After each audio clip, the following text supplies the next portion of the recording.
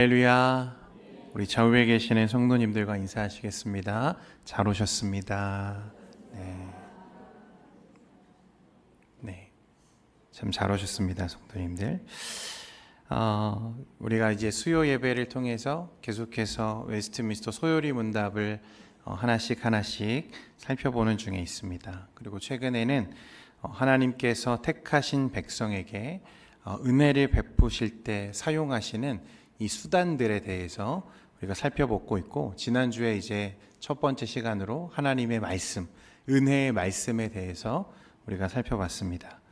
하나님은 그 택하신 백성에게 은혜를 주실 때 항상 정해진 통상적인 방편을 사용하십니다. 물론 하나님은 전능하신 분이셔서 어떤 특별한 방법으로도 은혜를 베푸시고 또 그를 구원하실 수 있습니다. 그러나 하나님께서 우리에게 약속하시고 늘 기대하며 붙들도록 주신 객관적이고 일반적인 이 통상적인 은혜의 수단은 우리가 흔히 세 가지로 말씀과 성례, 기도를 우리가 들 수 있습니다. 말씀은 그 중에서 귀로 들려지는 복음, 하나님의 말씀이고, 기도는 성도가 응답으로 하나님께 나아가는 은혜의 자리이고, 그리고 성례는 말씀과 함께 주어진 보이는 복음, 곧 하나님의 은혜를 눈으로 보고 손으로 만질 수 있게 하신 은혜의 방편이다, 이렇게 볼 수 있습니다. 하나님은 이제 성례를 통해서 우리로 하여금 이미 들은 말씀을 다시 확인하고 확증하게 하셔서 더욱 견고한 믿음으로 저와 여러분을 세워가신다는 거예요. 오늘 그래서 이제 두 번째 이 성령의 사역으로서 하나님의 은혜의 수단들, 두 번째 시간으로 이 성례에 대해서 좀 살펴보려고 합니다. 이제 좀 안타까운 현실 중에 하나가 뭐냐면, 많은 성도님들이 이 성례에 대해서 단순한 어떤 형식이나 교회의 전통으로만 생각하는 경우가 많다는 것입니다. 세례를 받았어도 그 의미에 대해서 잘 모르는 경우가 많고, 성찬에 참여하면서도 믿음 없이 습관적으로 참여하는 일이 참으로 많아졌다는 것입니다. 그래서 마치 성례가 단순한 의식으로 교회에서 행해지는 전통적인 어떤 예식으로 여겨지고 또 그렇게 전락해 있는 현실을 우리가 지금 보고 있습니다. 이 성례라고 하는 것, 정확하게 말하면 세례와 성찬을 말하는 거죠. 여러분, 제가 지난 금요 예배 시간에도 말씀드렸습니다만, 한국 교회가 이 성례만 온전하게 회복하더라도, 여러분, 그렇게 되면 우리 한국 교회가 규모와 크기와는 관계없이 더없이 영광스럽고 더없이 거룩한 교회가 될 것이라고 저는 생각합니다. 그동안 우리는 너무나 이 성례를 오용하고 잘못 오해해 왔다는 것을 말하는 거죠. 일전에 제가 군대에서 있었던 건 아니고, 군중 세례식이 진행되는 것을 제가 참석한 적이 있습니다. 이제 군중 세례식에 가보면 정말 많은 군 장병들이 교단에서 파송한 목사님들 앞에 와서 이제 무릎을 꿇고 세례를 받습니다. 이 규모와 숫자가 대단해요. 엄청 구름대처럼 많은 장병들이 와서 세례를 받습니다. 그런데 한편으로 드는 생각이 어떤 생각이냐면, 이렇게 해도 괜찮은 건가? 그런 생각이 드는 거예요. 왜냐하면 저기 앉아서 지금 세례를 받고 있는 대부분의 장병들은 그가 받고 있는 이 세례의 의미를 알까요, 모를까요? 모르는 경우가 허다한 거죠. 그럼 왜 와서 저들은 무릎을 꿇고 목사님들 앞에서 세례를 받습니까? 여러분, 은혜 받으려고? 아니죠. 초코파이 먹으려고, 햄버거 받으려고, 그것도 아니면 위문 공연 온 이제 그 아름다운 여성 찬양단을 보기 위해서 와서 세례를 받는 경우가 많다는 거예요. 그야말로 종교의식이죠. 그래도 여러분, 군중 세례식은 특수한 상황이고 특수한 목적이 있다는 것을 고려할 때 그럴 수 있다고 하더라도, 여러분, 교회에서는 그렇게 하면 되겠습니까? 교회에서는 그렇게 하면 안 되는 거죠. 그래서 요즘에 보면요, 교회 등록만 하면 일정 시간이 지나면 당연하듯이 무엇을 줍니까? 세례를 줍니다. 그 사람의 신앙, 열매, 회개의 흔적, 이런 것과 상관없이 형식적인 교육이나 절차만 거치면 세례를 주는 경우가 교회들 간에 허다한 거죠.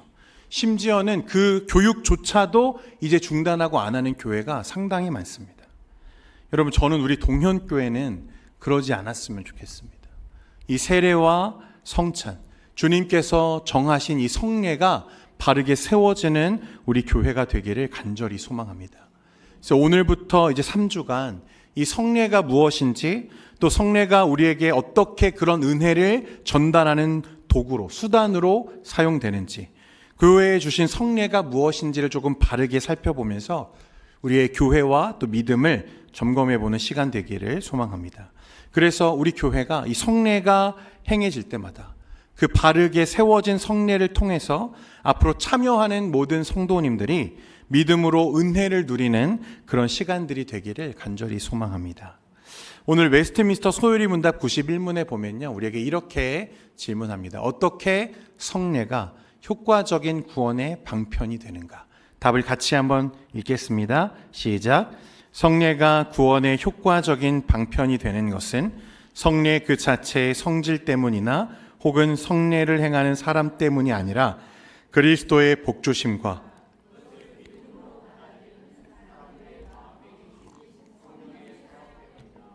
아멘. 여러분, 굉장히 중요한 것입니다. 성례가, 그러니까 세례와 성찬이 구원의 효과적인 방편이 되는 것은 성례 그 자체의 성질 때문이나 혹은 성례를 행하는 그 사람 때문이 아니라, 이 성례를 행하는 사람은 목회자나 여러분 카톨릭으로 따지면 사제를 말하는 거겠죠. 그들 때문이 아니라 그리스도의 복주심과 그것을 믿음으로 받아들이는 사람들의 마음에 계신 누구의 사역 때문이라? 성령의 사역 때문이라, 이렇게 말하는. 여러분, 성례는요, 성찬과 세례는 그 자체로 어떤 특별한 능력을 가진 게 아닙니다.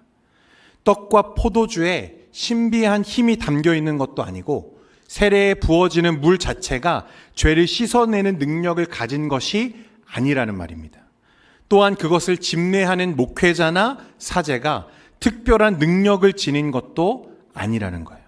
성례의 능력은 오직 그리스도의 약속과 성령의 사역에 있으며 그것을 믿음으로 받는 자에게만 실제가 된다고 우리에게 가르칩니다. 여러분, 이와 정반대의 주장을 하는 사람들이 있어요. 누구냐면 카톨릭입니다. 로마 카톨릭.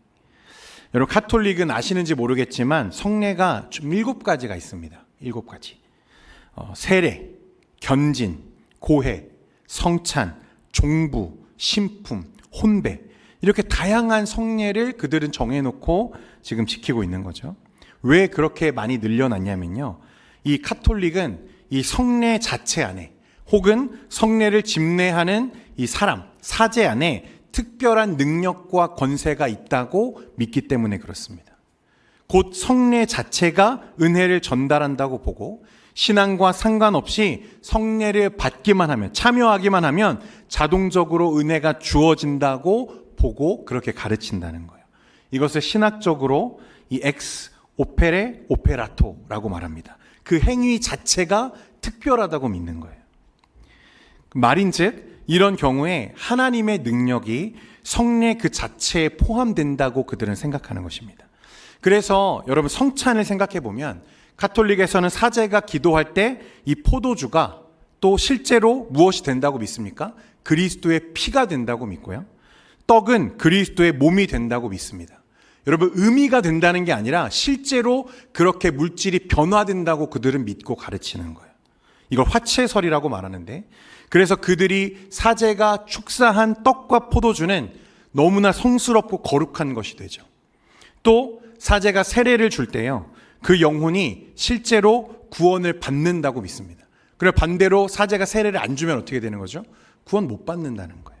그러니까 그 특별한 권세가 누구에게 있다고 믿는 것입니까? 사제에게 있다고 믿는 거예요. 여러분, 만약에 정말로 그런 것이 사실이라면, 진리라면, 이 앞에 있는 안목사가 세례를 주는 자들만 구원받을 수 있고 세례를 주지 않으면 구원받을 수 없다면, 여러분 얼마나 저에게 여러분 그런 권위를 의존하기 시작하겠습니까? 그렇죠? 물론 사제와 제 목회자의 권위는 그만큼 높아질지는 모르지만, 여러분 그렇게 하면 그 은혜가 우리에게 실제로 작용했는지를 확인할 길이 없어지는 거예요. 왜 그들이 그런 주장을 하냐면요. 마태복음 16장 18절에서 19절 말씀에 보면요. 우리 같이 한번 이 말씀 읽어보겠습니다. 시작. 또 내가 내게 이르노니 너는 베드로라. 내가 이 반석 위에 내 교회를 세우리니 음부의 권세가 이기지 못하리라. 내가 천국 열쇠를 내게 주리니 내가 땅에서 무엇이든지 매면 하늘에서도 매일 것이요 내가 땅에서 무엇이든지 풀면 하늘에서도 풀리리라 하시고. 여러분, 이 말씀을 보면요, 베드로가 무엇이라고 하죠? 이 반석, 그 반석 위에 주님이 내 교회를 세우리니 라고 말씀하세요. 그러니까 베드로는 반석이고 주님은 그 베드로 위에 이 교회를 세우겠다는 말씀처럼 보이죠. 그렇죠, 여러분? 이렇게 해석하는 게 카톨릭입니다. 그러나 그래서 그들은 이 말을 어떻게 해석하냐면 너는 베드로라, 이 말을 이 반석 위에 라는 말과 동일시해서요, 교회의 기초가 누굽니까? 베드로이고 그의 계승자인 교황이 교회의 머리가 된다고 믿는 거예요. 그러나 개혁주의적인 신학을 가진 교회들, 저와 여러분은 어떻게 믿습니까? 예수님께서 교회의 기초로 삼으신 것은 베드로라고 하는 개인이 아니라 앞에서 이 베드로가 고백했던 주는 그리스도시요 살아계신 하나님의 아들이시니이다 라고 했던 베드로의 고백 위에 주님께서 교회를 세우시겠다는 말씀으로 우리는 보는 거예요.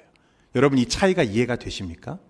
카톨릭은 이 말씀을 가지고 베드로라고 하는 그 사람 위에 그 권세를 하나님이 주셨다고 믿는 것이고, 여러분, 개혁주의적인 교회들은 베드로가 아니라, 사람이 아니라 그가 앞에서 고백한 주는 그리스도시요 살아계신 하나님의 아들이십니다 라고 하는 이 고백 위에 주님께서 그 권세를 더하셨다고 믿는 것입니다.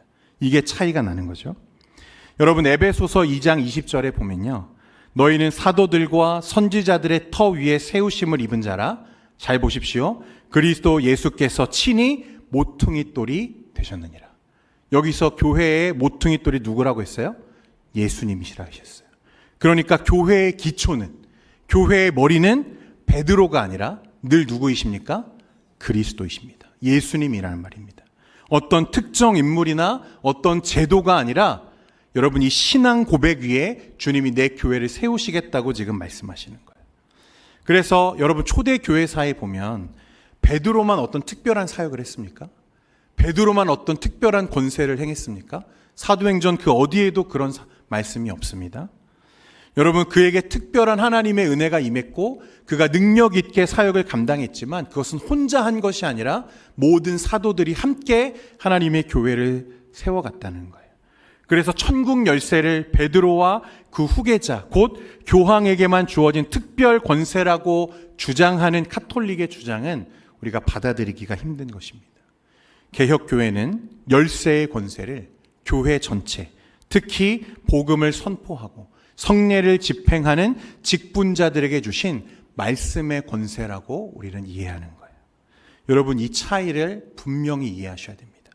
그러니까 여러분, 이 앞에 있는 이 안목사는 여러분 특별한 권세가 있습니까? 없습니까? 여러분, 없습니다. 저는 특별하지 않아요. 목회자는 사제가 아니고 특별한 존재가 아니라는 거예요. 저는 이 사역을 위해 하나님이 세워주신 종일 뿐이지 특별한 권세를 가진 여러분들과 다른 어떤 존재가 아니라는 거예요. 그 성례를 통해서 역사하시는 성령의 사역이 모든 믿는 자들의 안에서 역사할 때 그것이 실제가 되는 것입니다. 제가 그렇게 만드는 게 아니라는 거예요. 여러분, 이 부분에 대해서요, 아주 중요한 한 사례가 요한복음에 소개가 되는데, 요한복음 6장 64절에 보면요, 예수님께서 어떤 말씀을 하시냐면 예수님이 처음부터 자신의 팔자가 누구인지 알았다 몰랐다? 아셨다, 이렇게 말씀하시죠. 그 판자가 누굽니까? 유다잖아요. 유다가 자신을 팔 거라는 것을 예수님은 처음부터 아셨다고 말씀하시죠. 그런데 4장 2절에 보면 여러분, 예수님께서 제자들에게 어떤 사역을 시키셨냐면 예수께서 친히 세례를 주신 것이 아니요 누가 준 것이라? 제자들이 주었다고 했어요.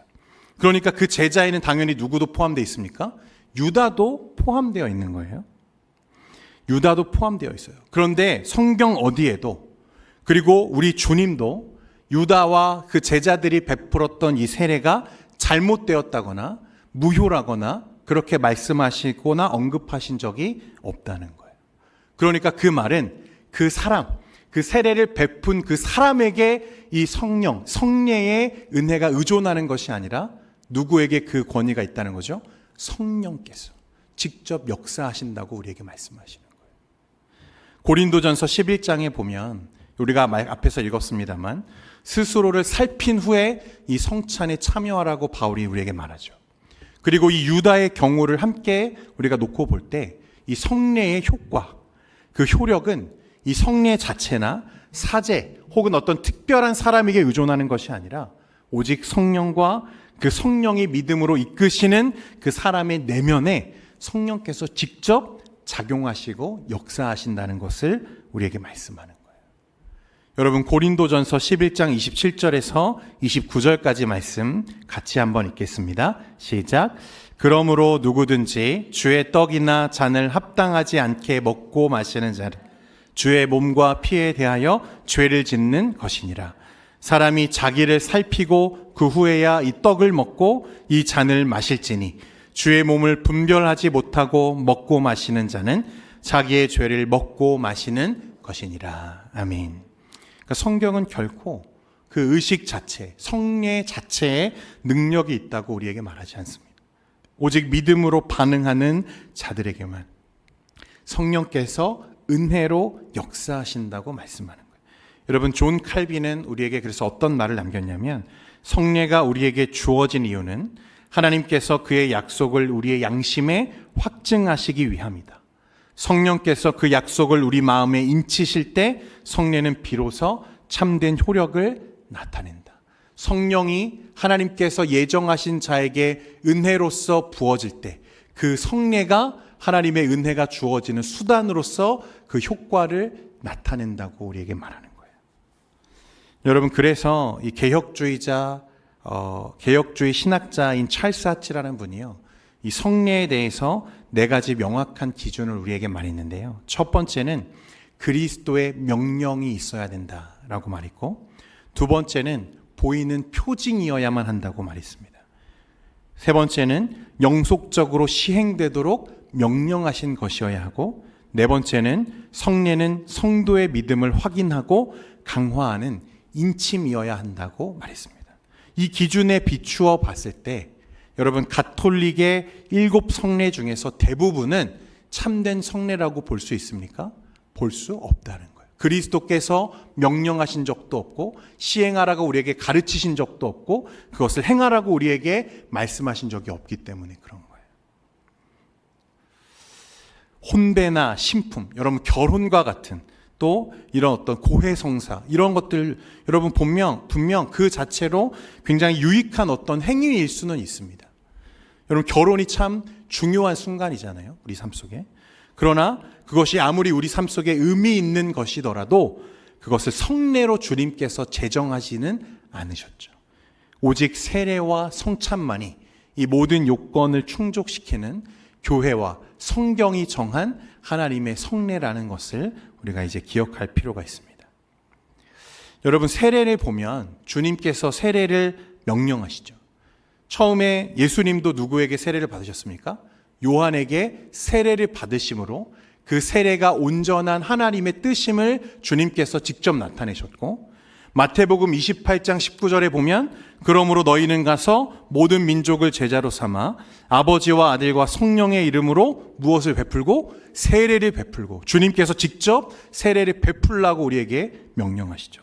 여러분, 성찬 역시 누가 제정하세요? 주님께서 직접 제정하세요. 십자가의 죽음을 기념하고 복음을 보이는 방식으로 선포하시면서 그가 오실 때까지 이것을 기념하여 지키라고 우리에게 명령하고 계시다는 거예요. 따라서 우리는 성경적인 근거 위에서 오직 무엇과 무엇만이요? 세례와 성찬만이 하나님이 정하신 성례이고, 이 성례는 무엇이다? 성령께서 사용하시는 은혜의 수단이다, 이렇게 말하는 것입니다. 사랑하는 성도 여러분, 성례의 능력이요, 그 성례 자체 안에 있다고 생각하면 성례는 단순한 종교 의식으로 전락할 가능성이 매우 큽니다. 그러나 성례의 능력이 오직 그리스도의 약속과 성령의 역사, 그리고 믿음의 반응에 달려 있음을 우리가 알 때 우리는 성례에 임하는 태도가 이제 달라지는 거예요. 세례를 받을 때 단순히 물을 맞는 것이 아니라 그리스도와 연합된 것을 믿음으로 고백해야 하고, 성찬에 참여할 때도 떡과 잔을 그저 맛보는 것이 아니라 십자가에서 피 흘리신 주님이 오늘날 이 시간에 나의 현실에 임하는 것을 우리가 느껴야 한다는 것입니다. 그래야 성령께서 그 성례를 통해서 실제로 우리의 믿음을 굳게 세우시는 것을 우리가 경험케 된다는 거예요. 여러분, 우리의 성례가 그런 바른 말씀 위에 굳게 세워지기를 간절히 소망합니다. 좀 계속해서 두 번째로요, 성례의 본질은 무엇인가 이제 좀 살펴볼 필요가 있는데, 웨스트민스터 소요리 문답 92문에 보면 성례는 무엇인가 이렇게 우리에게 질문합니다. 그 답을 같이 읽겠습니다. 시작. 성례는 그리스도께서 제정하신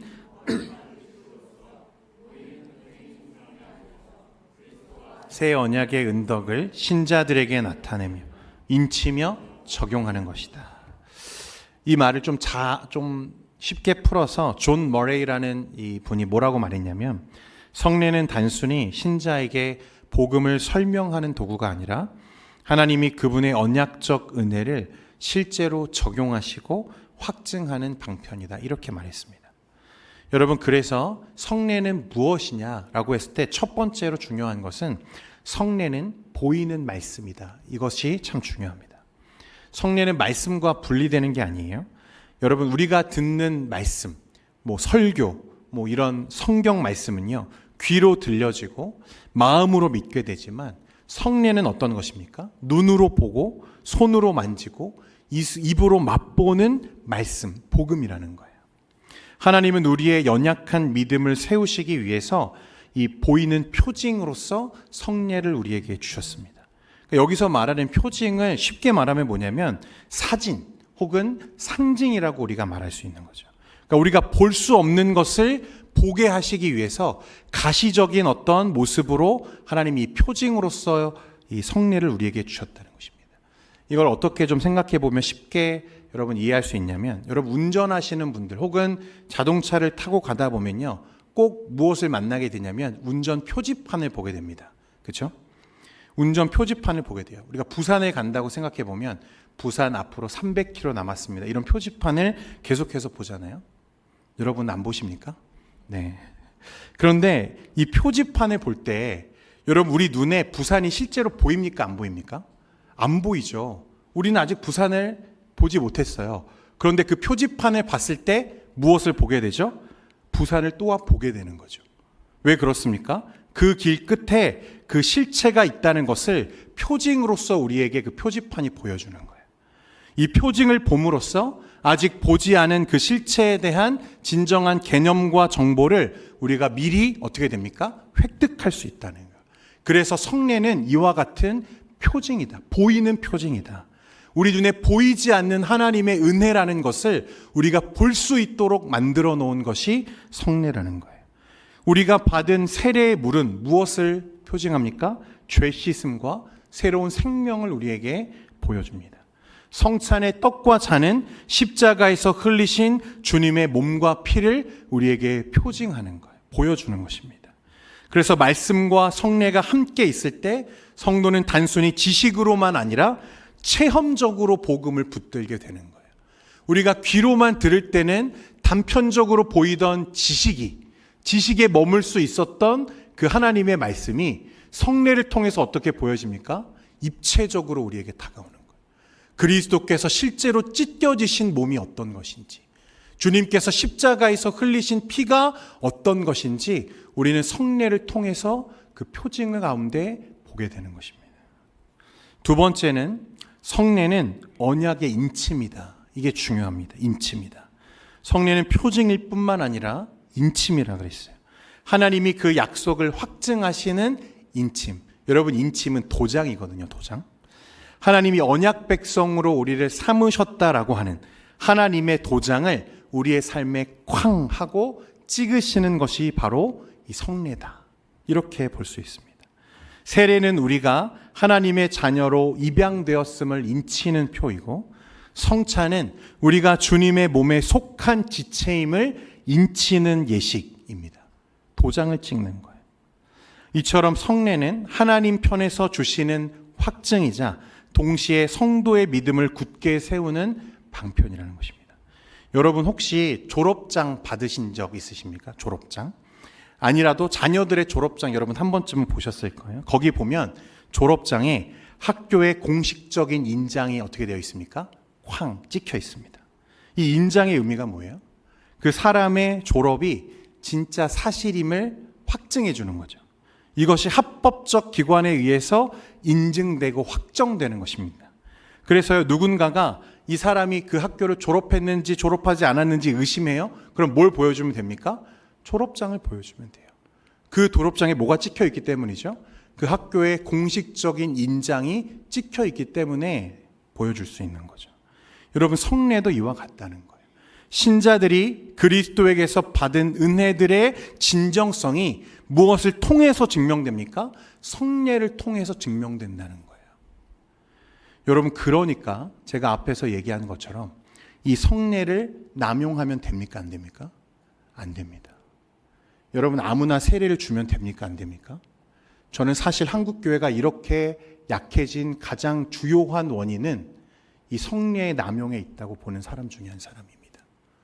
사실 우리의 정확하게 신앙 고백과 그리스도의 어떤 회개의 열매가 없는 자들에게 우리는 너무나 쉽게 세례를 베풀고 함께 떡을 떼고 그래서 그 진실한 하나님의 성례만이 우리에게 줄 수 있는 그 아름다운 가치가 너무나 많이 이 시대 가운데 훼손되어 있는 것을 보게 되는 거죠. 여러분 그렇기 때문에 이 성례를 바로 세우는 게 너무나 중요한 일입니다. 세 번째로 성례는 신자에게 은혜를 적용하는 통로입니다. 성례는 단순히 그 의미를 보여주는 데서 끝나는 게 아니에요. 성령께서 역사하시고 그리스도의 은덕을 실제로 신자에게 적용하시는 순간입니다. 믿음으로 성례에 참여하는 자는요, 그 은혜를 현실 속에서 누리게 되는 거예요. 세례는 단순한 물 의식이 아니라 그리스도와 연합되는 순간을 말하고 옛 사람이 죽고 새 사람이 다시 부활하여 살아나는 그 은혜의 적용을 우리에게 경험하게 하는 거예요. 성찬은 단순한 기념이 아니라 그리스도의 살과 피에 참여함으로써 영적인 양식을 공급받는 은혜의 실제를 우리가 그 순간에 경험하게 되는 것입니다. 그러니까 성례에 참여하는 것은 단순히 교회의 전통적인 어떤 예식에 참여하는 것이 아니라 하나님이 그 은혜 가운데 성령으로 우리에게 실제로 역사하는 것을 우리가 경험케 되는 순간이어야 된다는 거예요. 세례를 받은 성도는 그러므로 날마다 그 세례의 은혜를 기억하고 옛 사람을 버리고 새 사람을 입는 삶을 살아야 하고, 성찬에 참여하는 성도는 떡과 잔을 넘어서 실제로 우리의 삶 속에 역사하는 그리스도의 십자가의 은혜를 붙잡고 그분이 다시 오실 날을 기다리며 믿음 중에 소망하며 주님을 바라보게 되는 것입니다. 여러분 이것이 성례라는 거예요. 성례. 마지막으로 그러면 웨스트민스터 소요리 문답 93문에 그러면 신약의 성례들은 어떤 것들이 있는가? 여러분 앞에서도 얘기했지만 신약의 성례는 무엇과 무엇이라고요? 세례와 주의 만찬, 성찬을 말하는 것입니다. 마지막으로 다루어야 될 문제는 이 성례들이 단적인 외적인 어떤 방편이 아니라 성례가 성례이기 위해서는 외적인 방편과 내적인 은총 사이에 하나님이 제정하신 관계가 있어야 한다는 점입니다. 앞에서 예를 들었지만 이 표지판을 제가 예를 들어서 설명을 했는데요. 여러분 표지판이 의미가 있으려면 무엇이 전제되어 있어야 됩니까? 그 표시된 내용이 사실이라는 것이 전제되어 있어야만 의미가 있는 거죠. 만약에 그것이 전제되지 않는다면 이 표시판에 여러분 기록되어 있는 것이 사실일 수도 있고 아닐 수도 있다면 여러분 어떻게 되겠습니까? 아무 의미가 없는 거죠. 표지판은 아무런 의미가 없는 것입니다. 그것이 사실이라는 것, 그 표시된 내용과 실체가 부합하다는 것이 전제되어야만, 일치되어야만 그것이 표징으로서의 의미가 있는 거죠. 마찬가지로 여러분 그렇기 때문에 우리가 좋다고 해서 우리에게 유익하다고 해서 아무거나 성례가 될 수 있습니까? 없습니까? 없다는 거예요. 반드시 하나님께서 우리에게 주신 외적인 방편과 우리 안에서 역사하는 내적인 효과가 일치할 때 그것이 비로소 성례에 해당하고, 그러므로 그리스도께서 제정하신 성찬과 세례만이 오직 교회와 성경 가운데 교회에 주신, 성도들에게 주신 하나님의 바른 성례이다. 이렇게 우리가 확정할 수 있는 것입니다. 여러분, 이제 다음 시간이 되면 이제 성찬이 어떤 것인지 또 세례가 어떤 것인지 이것을 하나씩 저희가 좀 살펴볼 텐데요. 여러분, 간략하게만 여러분 얘기하면 세례는 죄 씻음을 의미하죠. 옛 사람이 죽음을 의미합니다. 그리고 그 옛 사람이 죽고 새 사람이 살아나는 그리스도와의 신비한 연합을 의미하는 것이 바로 세례입니다. 또 이를 통해서 그 성도가, 세례받은 성도가 하나님의 백성이라는 사실, 그리스도의 몸에 속했다는 언약의 확증적 인침이 바로 세례입니다. 그래서 세례는 일생에 한 번 베풀어지는 순간이죠. 여러분, 예전에 받은 세례가 저는 좀 아쉬웠거든요. 제가 중학교 때 받은 그 세례, 저는 입교를 했지만 그 순간이 그렇게 깊은 의미인 줄 알았더라면 그 순간을 좀 오래오래 간직하고 제가 좀 되새겼을 텐데, 저는 그때 아무런 의미가 없었거든요.